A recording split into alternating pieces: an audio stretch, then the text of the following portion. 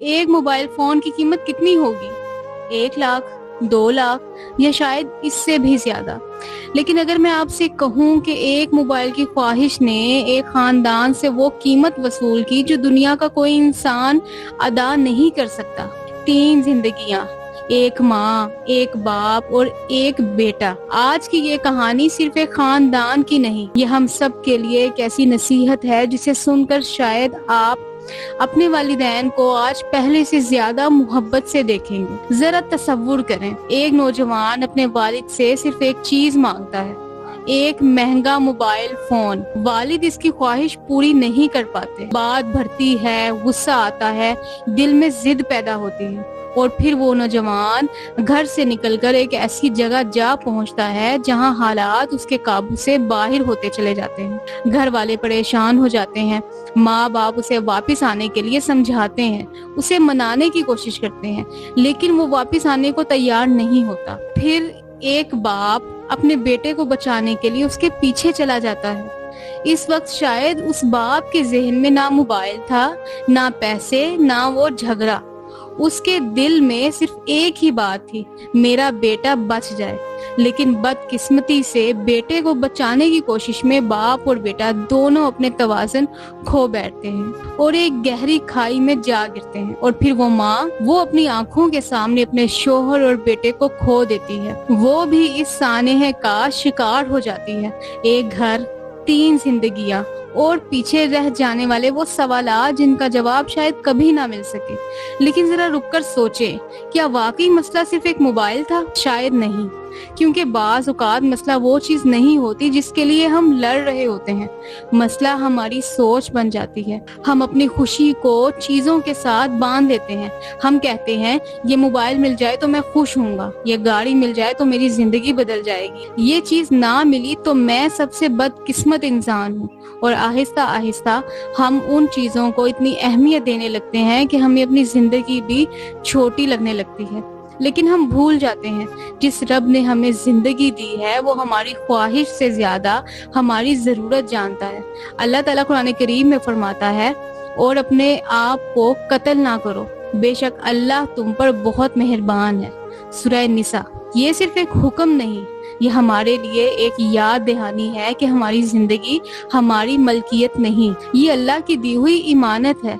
इसलिए अगर कभी जिंदगी में कोई ख्वाहिश पूरी ना हो, अगर हालात आपके मुताबिक ना हो, अगर घर वाले आपकी बात ना माने, अगर आपको लगे कि सब कुछ आपके खिलाफ हो रहा है, तो रुक जाएं। बस एक लम्हे के लिए रुक जाएं। गुस्से में कोई फैसला ना करें, तन्हाई में कोई इंतहाई कदम ना उठाएं। वजू करें, नमाज पढ़ें, अल्लाह के सामने बैठें और अपने दिल की बात उस रब से करें जो आपके दिल का हाल आपसे भी ज्यादा जानता है। क्योंकि कभी कभी जिस चीज को हम अपनी जिंदगी का सबसे बड़ा मसला समझ रहे होते हैं, वो कुछ वक्त गुजरने के बाद बिल्कुल मामूली लगती है। वालिदैन के लिए भी एक पैगाम, वालिदैन अपने बच्चों को सिर्फ सहूलतें देना काफी नहीं, इन्हें ये भी सिखाएं कि हर ख्वाहिश पूरी होना जरूरी नहीं। इन्हें सब्र सिखाएं, शुक्र सिखाएं, कनायत सिखाएं और सबसे बढ़कर अल्लाह पर भरोसा करना सिखाएं। क्योंकि अगर बच्चे को ये यकीन हो जाए कि उसकी हर ख्वाहिश पूरी होना ही जरूरी है,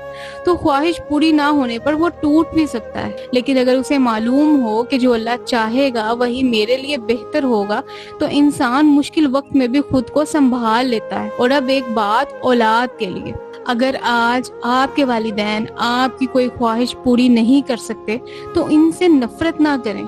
और अगर वो आपको महंगा मोबाइल नहीं दिला सकते, अगर वो आपको वो गाड़ी नहीं दिला सकते जो आपके दोस्त के पास है, अगर वो आपको वो जिंदगी नहीं दे सकते जो आप सोशल मीडिया पर दूसरों की देखते हैं, तो एक लम्हे के लिए रुककर सोचें, जिस बाप ने अपनी पूरी जिंदगी मेरी जरूरियात पूरी करने में गुजार दी, क्या मैं सिर्फ एक ख्वाहिश पूरी ना होने पर उससे नाराज हो जाऊं? वो बाप जिसने शायद अपनी कई ख्वाहिश मारकर आपकी ख्वाहिश पूरी की हो, वो माँ जिसने शायद अपनी नींदें कुर्बान करके आपको सुकून दिया हो। और हम कभी कभी सिर्फ एक चीज ना मिलने पर इन्हें अपना दुश्मन समझ लेते हैं। एक दिन आपके पास अपना घर होगा, اپنا کاروبار ہوگا، مہنگی گاڑی ہوگی، نیا موبائل ہوگا، بینک اکاؤنٹ میں پیسہ ہوگا، لیکن شاید وہ باپ نہیں ہوگا جو آپ کی پہلی سائیکل پر آپ کے ساتھ دوڑا تھا، شاید وہ ماں نہیں ہوگی جو آپ کے بیمار ہونے پر پوری رات جاگتی تھی، اور پھر دنیا کی ہر چیز آپ کے پاس ہوگی،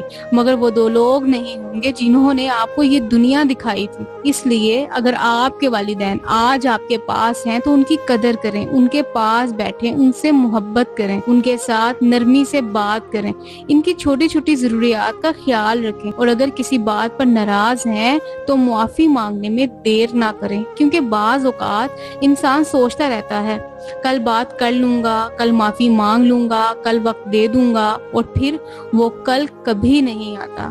یاد رکھیں، موبائل دوبارہ خریدا جا سکتا ہے، پیسہ دوبارہ کمایا جا سکتا ہے، گاڑی دوبارہ لی جا سکتی ہے، لیکن گزرے ہوئے والدین دوبارہ نہیں ملتے۔ اس لیے دنیا کی چیزوں کو اپنی زندگی سے بڑا مت بنائیں، اپنی خواہش کو اپنے رشتوں سے بڑا مت بنائیں، اور اپنے غصے کو اپنی عقل سے بڑا مت ہونے دیں، کیونکہ ایک لمحے کا غصہ پوری زندگی کا پچھتاوا بن سکتا ہے۔ اللہ ہمیں اپنی زندگی کی قدر کرنے، اپنے والدین کی عزت کرنے، خواہشوں میں اعتدال رکھنے، اور مشکل وقت میں اللہ پر بھروسہ کرنے کی توفیق عطا فرمائے۔